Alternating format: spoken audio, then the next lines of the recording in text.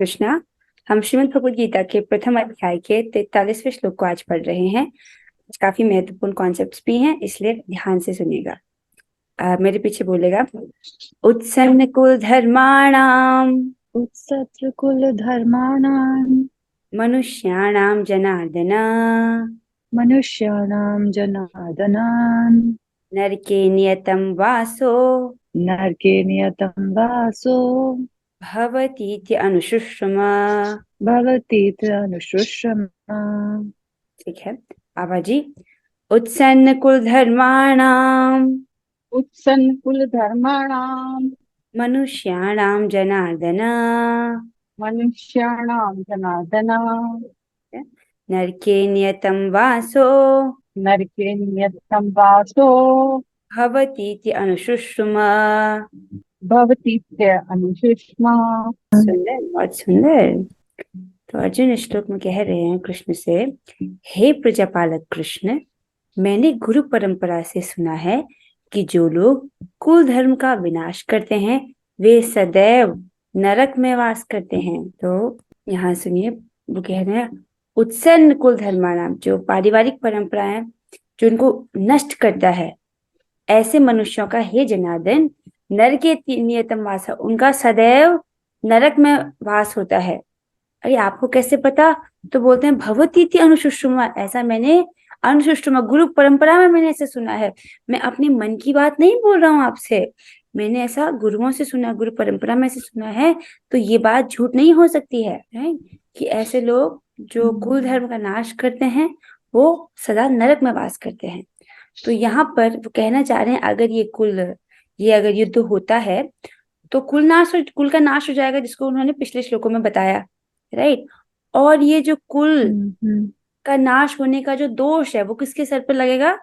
जिनके कारण युद्ध होने जा रहा है, राइट? और युद्ध किसके कारण होने जा रहा है? कौरव और पांडवों के कारण, राइट? तो वो कह रहे हैं दोष लगेगा तो हम सबके सर पे लगेगा। अब ये कौरव लोग तो इस दोष को नहीं देख सकते हैं, क्योंकि इनकी जो चेतना है वो लालच से भर गई है। लेकिन हम तो देख सकते हैं, तो हम ये युद्ध क्यों करें? This is the point of Arjun. अब इसको टीका में पढ़ते हैं। तो सबसे पहले तो विचार ये आता है कि क्या नरक होता है? This is the first question. किसने देखा है नरक? ऐसा सवाल आता है। तो वैसे अगर हम महाभारत के पॉइंट ऑफ व्यू से देखें तो अर्जुन स्वर्ग जा चुके थे। उनके जैसे अज्ञातवास में अर्जुन स्वर्ग गए थे, राइट?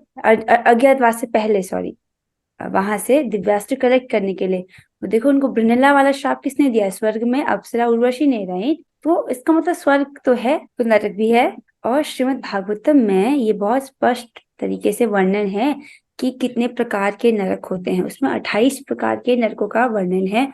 और जिसका पाप जितना घोर हो उसको उस नरक में डाला जाता है। तो कुछ जो नियम भगवान ने बनाए हैं, जो भगवान के द्वारा बनाए गए नियमों का उल्लंघन करता है, तो अलग अलग पापों के लिए अलग अलग दंड है। तो पहले ना सभी लोग इस विषय में जानते थे, क्योंकि वो शास्त्र पढ़ते थे। अब लोग शास्त्र नहीं पढ़ते तो उनको लगता है कि नरक अब बंद हो गया है, जबकि ऐसे नहीं है। नरक तक थे, पिछले वाले कलयुग में भी थे, उससे पिछले वाले कलयुग में भी थे, सभी युगों में थे, है नरक। ठीक है, अगर जिसे विश्वास ना, श्रीमद् भागवतम पढ़ ले एक बार, कैंटो 5 में वर्णन आपको मिल जाएगा। अब आगे टीका में पढ़ते हैं, प्रभुपाद जी क्या समझा रहे हैं। प्रभुपाद जी कह रहे हैं, अर्जुन अपने तर्कों को अपने निजी अनुभव पर न आधारित करके आचार्यों से जो सुन रखा है उस पर आधारित करता है। वास्तविक ज्ञान प्राप्त करने की यही विधि है। This is very important point. देखो, अर्जुन ऐसे नहीं कहते कि मैं अपने हिसाब से, अपने अनुभव से ऐसा कह रहा हूँ कि अगर ऐसा गलत कार्य होगा तो नरक में वास होगा। मैं अपने अनुभव पे बेस्ड होकर नहीं बोल रहा हूँ, मैं ऐसा बोल रहा हूँ क्योंकि मैंने ऐसा गुरु परंपरा में सुना है, राइट? और ज्ञान को प्राप्त करने की यही सही पद्धति है कि आप उस व्यक्ति से जाकर सीखें जिसको उस विषय में ज्ञान हो। तो उन्होंने अपने गुरुओं से ये सुना है परंपरा में इस ज्ञान को। तो कहने का अर्थ है कि ये ज्ञान है, ये परफेक्ट ज्ञान है, इसमें कोई त्रुटि नहीं है। अर्थात ऐसा ये सत्य बात है कि जो व्यक्ति कुल का यू नो जिनके कारण कुल का नाश होता है वो लोग नरक में जाते हैं। तो ही अपना जो सही स्ट्रॉन्ग आर्ग्यूमेंट दे रहे हैं अर्जुन यहाँ पर। फिर कह रहे हैं प्रभुपाद जी, तो यही हमें भी करना है जब बेसिकली हम शास्त्र पढ़ते हैं। ये अगर ये बात आप समझ जाओगे ना, बहुत सारी अननेसेसरी इन्फॉर्मेशन से बच जाओगे। हम लोग क्या करते हैं, किसी व्यक्ति ने कुछ बोला, उसकी बात को स्वीकार कर लेते हैं विदाउट वेरीफाइंग द सोर्स। किसी ने कुछ बोला, कुछ भी बोला, हम उसको मान लेते हैं। क्यों? क्या वो व्यासदेव जी हैं? भगवान के शब्द है जो हमने मान लिए? या हम अखबार में कुछ भी लिखा हुआ देखते हैं तो उसको मान लेते हैं? अखबार में तो हर न्यूज पेड आती है, यू नो। अखबार में तो जो लोग लिखने वाले हैं वो झूठ लिखते हैं। They cook up many, they just need masala stories, right? अखबार की बात पे विश्वास कर लेते हैं, जो जो टीवी में बोलते हैं, जो कि सारे कमर्शियल्स और ये जो एवरीथिंग इज पेड, उन झूठी बातों पे हम विश्वास कर लेते हैं विदाउट वेरीफाइंग द सोर्स। जबकि जो बात व्यासदेव जी कह रहे हैं वो शास्त्रों में, उस पर व्यक्ति संदेह करता है, राइट? ये नॉर्मली देखो ना, अपने आश्रम में ऐसा करते हैं, जबकि अखबार नितांत झूठ है। ठीक है, तो हम कुछ भी सुन रहे हैं तो हमको उसका सोर्स वेरीफाई करना चाहिए। तो इसको जब हम प्रचार भी करते हैं, तो आप कोई श्लोक, कोई बात अगर आप किसी को बता रहे हो, किसी को आप कृष्ण के बारे में बताना चाहते हो, तो जो श्लोक आप कोट कर रहे हो, जो बात आप बोल रहे हो, उसको आपको बताना होता है कि ये आप किस शास्त्र के आधार पर बोल रहे हो। मेरे अनुभव से, मेरे ओपिनियन से ऐसे नहीं चलता है, क्योंकि आपके और मेरे ओपिनियन से क्या होगा? कुछ नहीं। लेकिन भगवान का क्या ओपिनियन है, उससे हमारा जीवन परिवर्तित होगा ना। इसलिए हम भगवान की बात क्या है उसको सामने रखते हैं। और गुरु परंपरा में बात कहाँ से शुरू होती है? ये गुरु परंपरा कृष्ण से शुरुआत होती है उसकी। भगवान उस ज्ञान की शुरुआत करते हैं, राइट? तो ज्ञान जो भगवान से आता है, तो we have to verify the source before accepting any information. अब जब आप ऐसा करने लगोगे ना, तो लाइफ में अननेसेसरी चीजों से बच जाओगे, अननेसेसरी खबरों से, अननेसेसरी टेंशन से बच जाओगे। आगे बढ़ते हैं। जिस व्यक्ति ने पहले से ज्ञान प्राप्त कर रखा है, उस व्यक्ति की सहायता के बिना कोई भी वास्तविक ज्ञान तक नहीं पहुंच सकता है। ये बहुत ही व्यवहारिक बात है। हम इसको अपने प्रैक्टिकल जीवन में देखते हैं कि अगर हमको ज्ञान प्राप्त करना है, तो हम एक ऐसे व्यक्ति के पास जाते हैं जिसके पास वास्तविक ज्ञान हो। अगर हम इसको अपने जीवन में भी देखें तो छोटे छोटे बच्चे क्या टीचर से सीखते हैं कि नहीं सीखते हैं, राइट? हम किताबें लेके आ सकते हैं बच्चे के लिए, लेकिन हम जानते हैं ना कि उसको एक टीचर की जरूरत है जो उसको सिखा सके, isn't it? यही सेम चीज आध्यात्मिक ज्ञान में भी है। पता नहीं लोग क्यों इधर नहीं समझते बात को। उनको लगता है कि हम गुफा में, अगर कोई सोचता है कि मैं गुफा में चले जाऊं 12 साल वहां भजन तपस्या करूं, उससे ज्ञान नहीं आता है। ज्ञान सुनकर आता है उस व्यक्ति के पास जाकर जिसके पास वास्तविक ज्ञान है। जगत में लोगों को नहीं पता एक्चुअली। हमारे गुरुदेव काफी उदाहरण देते हैं ऐसे लोगों का कि जो हाथ खड़े करके है 12 साल से। हरिद्वार में ना इस प्रकार के मेले लगते हैं जिसमें अलग अलग योगी आते हैं। किसी ने तो बहुत वर्षों से नाखून नहीं काटे हैं, ये उनकी तपस्या है। क्या ऐसे करके उनको ज्ञान हो जाएगा? बेवकूफियां हैं ये सब। कोई बहुत 12 साल से हाथ ऊपर करके खड़ा है बस, इससे और ऐसे भी व्यक्ति हैं जो 14 साल, जो बहुत सालों से नहीं सोए हैं, इससे ज्ञान होता है? बिल्कुल नहीं। क्या लिखा है ज्ञान प्राप्त करने का सही तरीका क्या है?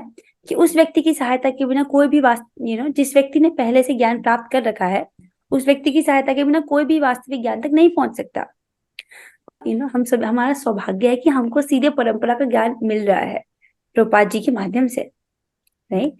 यही तरीका है ज्ञान को प्राप्त करने का, और कोई नहीं है। चाहे वो हमारे व्यवहारिक नॉलेज हो, हिंदी, इंग्लिश, मैथ्स, जो भी सब्जेक्ट, या अगर वो आध्यात्मिक ज्ञान भी हो तो भी। ठीक है, आध्यात्मिक ज्ञान के मामले में पता नहीं लोगों के पास क्यों ऐसा सोचते हैं लोग कि अपने आप आ जाएगा, उम्र बीत जाएगी। तो उम्र बीत जाने से ज्ञान नहीं आता है। जैसे एक बच्चा उम्र बीत जाने से उसको वो सीखेगा नहीं वो पढ़ना लिखना, उसको सीखना पड़ेगा। वैसे ही आध्यात्मिक ज्ञान के बारे में भी है। ठीक है, तो ये काफी एक बहुत बड़ा पॉइंट, इस पे डिस्कशन होता रहता है कि उम्र बीत जाने से हो जाता है। ऐसा नहीं होता है। हमारे गुरुदेव तो बहुत स्ट्रांगली बोलते हैं इस पर। तो let's come to back to this point now. वर्णाश्रम धर्म की एक पद्धति के अनुसार मृत्यु के पूर्व मनुष्य को पाप कर्मों के लिए प्रायश्चित करना होता है। तो वर्णाश्रम धर्म हमने समझा था, राइट? क्या समझा हमने? Wait a second. अच्छा, तो हम हाँ यहाँ पर बोल रहे थे कि वर्णाश्रम धर्म की पद्धति के अनुसार, यहाँ पे थोड़ा चित्र जो है वो लोड नहीं हुआ है। वर्णाश्रम तो थोड़ी देर में लोड हो जाएगा, सो कम बैक है, पहले से पूरा पढ़ लेते हैं। वर्णाश्रम धर्म की एक पद्धति के अनुसार मृत्यु के पूर्व मनुष्य को पाप कर्मों के लिए प्रायश्चित करना होता है। तो ये वर्णाश्रम धर्म एक पद्धति है कि अगर वर्णाश्रम हमने समझा था भाई, जिसमें 4 वर्ण होते हैं, 4 आश्रम, राइट? ब्राह्मण, क्षत्रिय, वैश्य, शूद्र, और ब्रह्मचर्य आश्रम, गृहस्थ आश्रम, वानप्रस्थ आश्रम और संन्यास आश्रम। थोड़ी देर में लोड हो जाएगा तो you will be able to see it. So उसमें ये होता है कि यदि अगर व्यक्ति से पाप कार्य हो गया है, ठीक है, तो उसको प्रायश्चित करना चाहिए। प्रायश्चित का भी विधान है। जो पापात्मा है उसे इस विधि का अवश्य उपयोग करना चाहिए। जिससे ऐसा पाप हो गया उसे प्रायश्चित करना ही चाहिए। अगर ऐसा नहीं करेगा मनुष्य तो क्या होगा? निश्चित रूप से नरक भेजा जाएगा, जहां उसे अपने पाप कर्मों के लिए कष्टमय जीवन बिताना होगा। नहीं करता तो श्योरली वो नरक जाएगा, और जो भी उसने पाप कर्म किए हैं उसका दंड भोगेगा। कुछ लोग सोचते हैं कि नरक तो इसी जीवन में है, मेरे बच्चे ने जो दुख दे दिया वही नरक है। नहीं, ऐसा नहीं होता है। नरक है जिसमें व्यक्ति को यातना शरीर दिया जाता है। अभी जब हम धरती पर रहते हैं तो हमारा जो शरीर है पंच तत्वों का बना है, राइट? ये मनुष्य शरीर है, यू कैन सी, स्थूल शरीर है। लेकिन जब नरक में जाते हैं तो यातना शरीर दिया जाता है। मतलब यातना शरीर ऐसा होता है कि जिसमें थोड़ा सा भी चोट लगे तो 100 गुना ज्यादा दर्द होता है। थोड़ा सा भी थप्पड़ लगे ऐसा लगता है कि किसी ने बहुत बड़ा बहुत जोर से मारा है। इसमें थोड़े से में बड़ी बड़ी पीड़ा होती है, उसको बोलते हैं यातना शरीर। वो दिया ही इसलिए जाता है कि ये कष्ट भोगे ये जीवात्मा, राइट? अब ऐसे क्यों भोग रहा है कष्ट? क्योंकि उसने जब वो मनुष्य जीवन दिया गया था, मनुष्य जीवन में व्यक्ति को बुद्धि दी जाती है ताकि वो सोच समझ करके कर्म करे, राइट? उसने उस इंटेलिजेंस का, उस बुद्धि का उपयोग नहीं किया और पाप कर्म किया और प्रायश्चित नहीं किया, इसलिए उसको नरक जाना पड़ता है। तो इसलिए बोला जाता है कि वर्णाश्रम धर्म में यदि जो व्यक्ति है उसे पाप हो जाए तो उसको प्रायश्चित करना चाहिए, ठीक है? अभी अब अर्जुन जी के पॉइंट पर आते हैं। वो कहते हैं कि जो कुल का नाश करने वाले लोग हैं इनका मूल दोष है। They are the main reason जिनके कारण युद्ध होने वाला है। तो इनकी गलती है। इनकी गलती के कारण क्या होता है? वर्ण संकर पैदा होता है। वर्ण संकर मतलब अनवांटेड चिल्ड्रन, राइट? जो लोग समाज में कुव्यवस्था फैलाने के रिस्पॉन्सिबल होते हैं। अब अगर वर्ण संकर होंगे तो वो क्या करेंगे? परिवार के जो पारिवारिक नियम है उनको नहीं फॉलो करेंगे। जो परिवार की जो सनातन परंपरा चली आ रही है कुल की, उसको नहीं फॉलो करेंगे। तो क्या होगा? कुल का क्षय हो जाएगा, राइट? कुल का क्षय होगा तो क्या होगा? पहला तो कुल धर्म का नाश हो जाएगा। कैसे? पारिवारिक परंपराओं का नाश हो जाएगा, राइट? यानी कि वो अपने पूर्वजों को पिंड और जल देने की जो क्रिया थी वो नहीं करेंगे, जिससे क्या होंगे? पूर्वज जो है वहां से पितरलोक से गिर जाएंगे नीचे, और पूर्वजों के लिए नारकी जीवन होगा। ये हम पिछले श्लोकों में पढ़ चुके हैं। और क्या होगा? जाति धर्म का नाश हो जाएगा। जाति धर्म का यहाँ पर मतलब है क्षत्रिय धर्म। अर्जुन किस जाति से हैं? वो क्षत्रिय धर्म के हैं, राइट? तो वो कह रहे हैं अगर इस प्रकार के वर्ण संकट उत्पन्न होंगे तो हमारा जो क्षत्रिय धर्म है उसका नाश हो जाएगा। क्यों? जब क्षत्रिय धर्म का नाश हो जाएगा तो बाकी आश्रमों पर भी असर पड़ेगा। बेसिकली ये जो लोग हैं ये नियमों का पालन नहीं करेंगे, वर्णाश्रम में भाग नहीं लेंगे, उसके लिए ट्रेन नहीं होंगे वर्णाश्रम में कैसे पार्टिसिपेट करना है, उसके लिए इनको ट्रेनिंग नहीं प्राप्त होगी, राइट? तो क्षत्रिय जो है उसका धर्म का नाश हो जाएगा। अगर क्षत्रिय लोग यानी राजा लोग अपने नियमों का पालन नहीं करेंगे तो क्या होगा? अगर राजा ही नियमों का पालन नहीं करेगा तो प्रजा भी नहीं करेगी, राइट? जब क्षत्रिय धर्म का नाश हो जाएगा तो बाकी आश्रमों पर भी असर पड़ेगा। बाकी आश्रम कौन कौन से हैं? ये जो 4 वर्ण है ना, ब्राह्मण, क्षत्रिय, वैश्य, शूद्र। तो क्षत्रिय तो लीडर मतलब एडमिनिस्ट्रेटिव क्लास, वो सबको प्रोटेक्ट करते हैं। वो फॉलो नहीं करेंगे तो फिर बाकी लोग भी नहीं करेंगे, वैश्य और शूद्र भी, राइट? तो क्या होगा? ऐसे आश्रम धर्म का नाश हो जाएगा। तो इस प्रकार अर्जुन देख पा रहे हैं कि अगर युद्ध होता है तो हम तो ये इसके परिणाम होंगे। कुल धर्म का नाश होगा, जाति धर्म का नाश होगा, आश्रम धर्म का नाश हो जाएगा, राइट? अभी यहाँ से समझे, यहाँ पर पहुंच गए थे ना हम कि आश्रम धर्म का नाश हो जाएगा। तो अगर आश्रम धर्म का नाश हो जाएगा, ये जो समाज में 4 वर्ण और 4 आश्रम है, राइट, ये इसको लोग फॉलो नहीं करेंगे तो क्या होगा? पूरा समाज, the whole society in large, right, वो जीवन के उद्देश्य को भूल जाएंगे। वो भूल जाएंगे कि मनुष्य के जीवन का उद्देश्य क्या है। अपने मनमाने ढंग से जीने लगेंगे। और देखो आज जगत में क्या हो रहा है, लोगों को पता ही नहीं है कि जीवन का उद्देश्य क्या है। लोग कहाँ बिजी हैं, आहार निद्रा भय मैथुन में। और लोग मटेरियल सक्सेस को ही सक्सेस मानते हैं, जबकि शास्त्र उसको बिल्कुल भी तवज्जो नहीं दे रहा है। सुखदेव गोस्वामी जी तो बिल्कुल इस चीज को जरा सी भी इंपॉर्टेंस नहीं देते हैं। वो कहते हैं कि अपने मनुष्य जीवन का हर क्षण हमको भगवान की भक्ति में व्यतीत करना चाहिए, राइट? क्योंकि इतनी छोटी सी आयु है, मनुष्य योनि में हमारी सबसे कम आयु होती है, राइट, बाकी योनियों से, ऊपर के उच्चतर लोकों से। तो अगर हमने इस छोटी आयु में कस के भजन कर लिया, तपस्या कर ली, तो हम योग्य बन जाते हैं शाश्वत लाभ के लिए, राइट?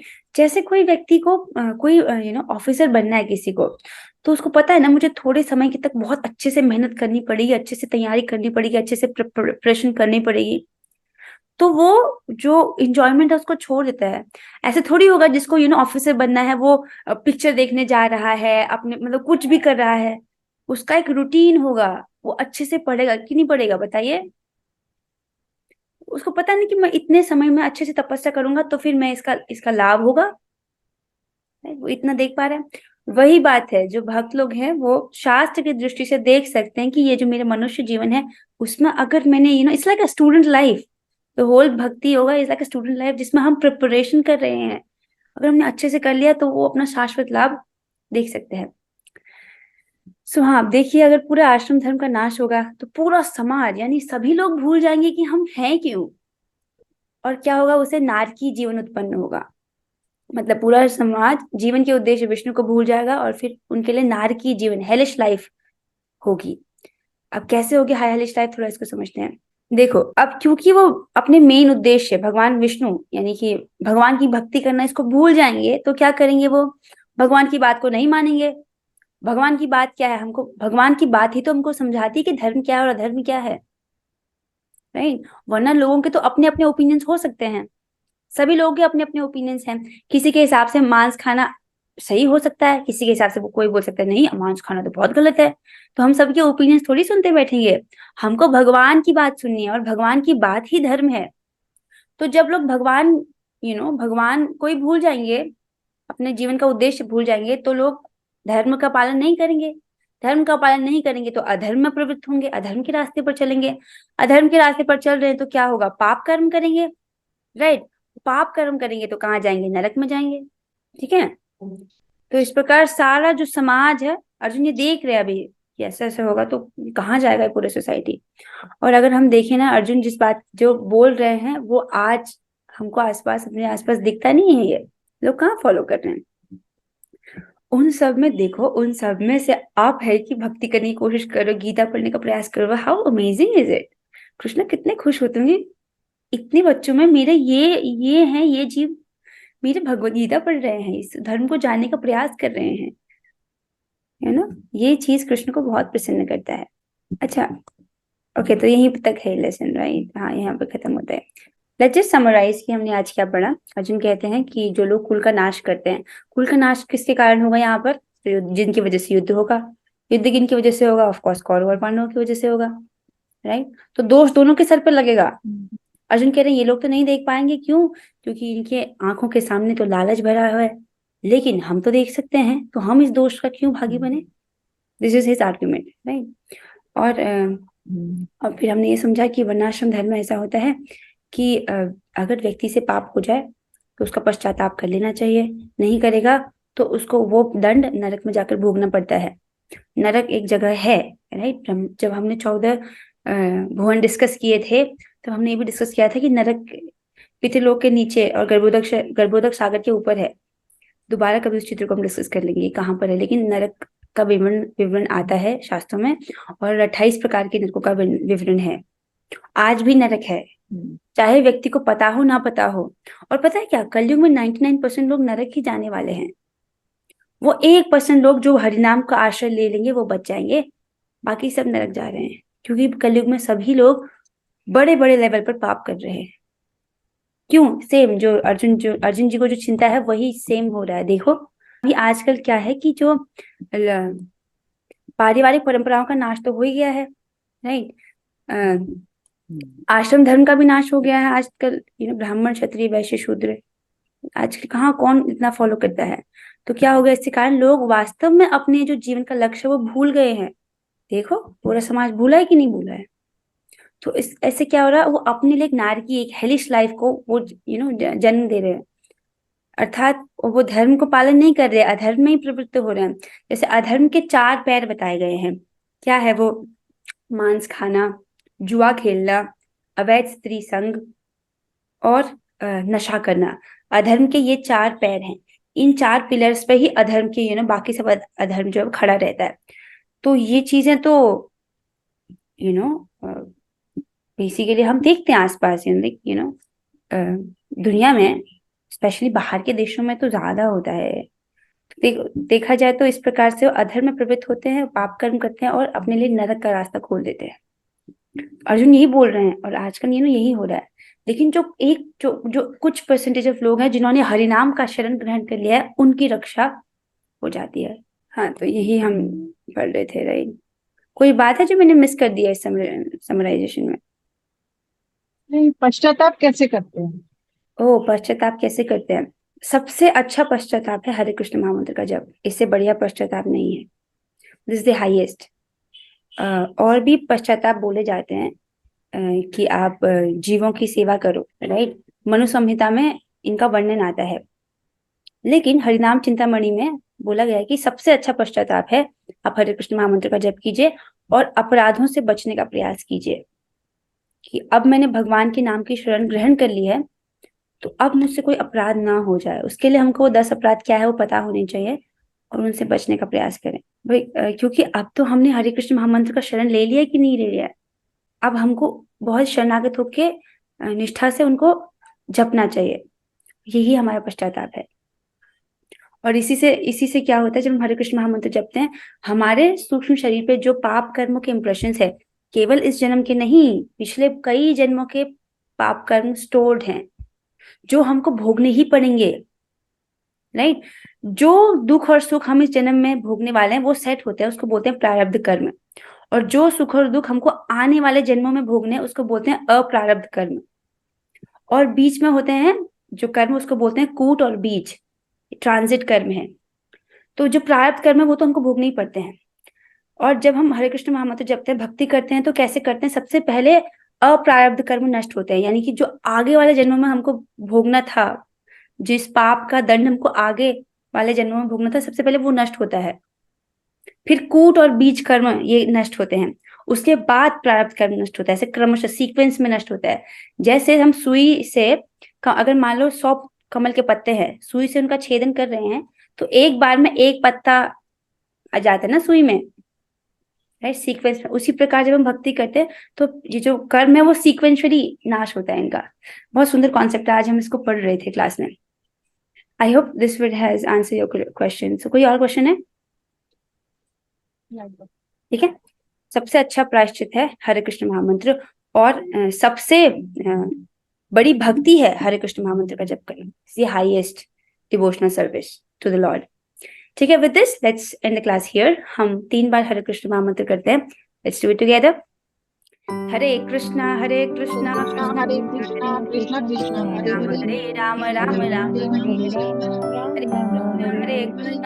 हरे कृष्णा कृष्णा कृष्णा हरे हरे, राम राम राम हरे हरे राम राम हरे कृष्ण हरे कृष्ण कृष्णा कृष्णा हरे राम राम राम हरे हरे।